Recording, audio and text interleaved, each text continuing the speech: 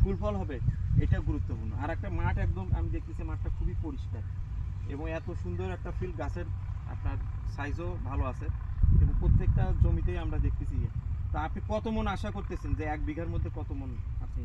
আমাদের তো আশার কোনো শেষ না। আচ্ছা, তারপরেও কত মন? আমাদের দেখা আছে 20 মন হলেও আমাদের 20 ভালো। মন। আমাদের আপনার ভালো। এখন যে ফসলটা আছে যে অবস্থা আমি দেখতেছি, এই একটা মাসে আপনি চাষি- পরিচর্যা করেন যে 20 মনই হবে। হ্যাঁ, আপনার 20 মনই হবে। এই যে বড় পাতা আপনি এই যে ফেলে দিলেন, আপনি দেখবেন সব এই কিছু কিছু গাছের নিচে দেখবেন এই গাছটার নিচে কিন্তু খুব একটা শেডিং নাই, এই গাছটার নিচে খুব একটা ফুল ফল পড়েনি, না। বুঝছেন? কিন্তু ফুল ফল কিন্তু অনেক সময় পড়ে যাবে, কিন্তু আপনি দেখবেন গাছে আপনার কত ফুল ফল আছে।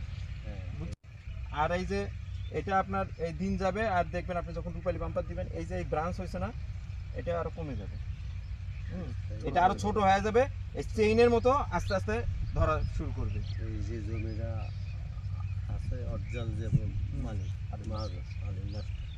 সে রূপালী বাম্পারে দিয়েছে, কিন্তু হাই পরে সে গাছ এমন ডাউন হয়ে গেল, পরে না রূপালী বাম্পার দিলে ডাউন হলে সমস্যা নেই, পরবর্তীতে রূপালী বাম্পারটা আপনি দিবেন হলো এই যে গাছের এই যে আগার ইয়েটা শুধুমাত্র আগায়, হ্যাঁ এই যে আগায় একদম আগায়, এটা নিয়ম আছে। আপনি পাতার নিচে ধরলে কীটনাশক আবার দিবেন কি পাতার নিচে, কারণ পোকা থাকে কি নিচে থাকে। হ্যাঁ, রূপালী বাম্পারের সাথে তো কীটনাশক দেওয়া পড়ে না বেশি।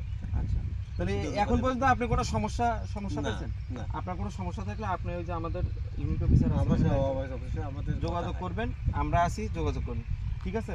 তো ধন্যবাদ আপনাকে।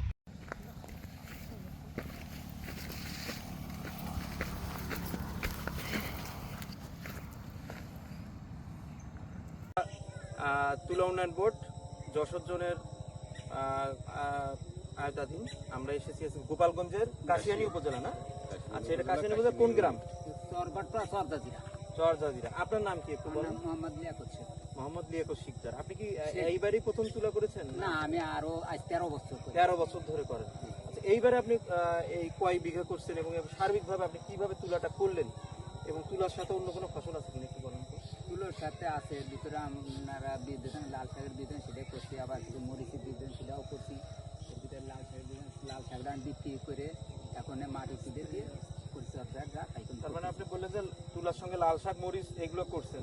তা লাল শাক করে আপনার কেমন লাগছে এবং কত টাকা পাইছেন? কতটুকু? আমি 18 থেকে 20,000 টাকার মতন আমি লাল শাক বিক্রি করছি। 18 থেকে 20 1 বিঘা জমিতে?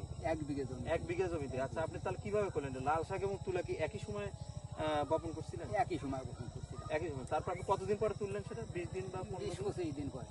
20-25 দিন। ওই সময় দামও মনে হয় বেশি থাকে। দাম ওই সময় আমরা 700-800 টাকা করে সোয়া বিক্রি করছি। আচ্ছা, এখন লাল শাক উঠে গেছে, এখন সুন্দর। ফসলের অবস্থা কেমন? এখন ফসলের অবস্থা খুব ভালো।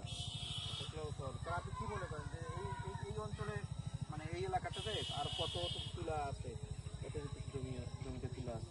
ধরেন 28-27 বিঘা এই গ্রামটাতে আছে। এই গ্রামটা সামনে কি তুলা চাষ, সেখানে আরো চাষিরা কি উৎসাহী আরো করার? উৎসাহী বেশি আছে, যদি আপনারা আসেন আরো সেই বেশি হবে। তাহলে ধন্যবাদ আপনাকে। হ্যাঁ, ঠিক আছে। এই যে এটাতে স্প্রে করেন, দ্রুত স্প্রে করেন। এটা আজকে করেছি। পরশু আরেক ডজন।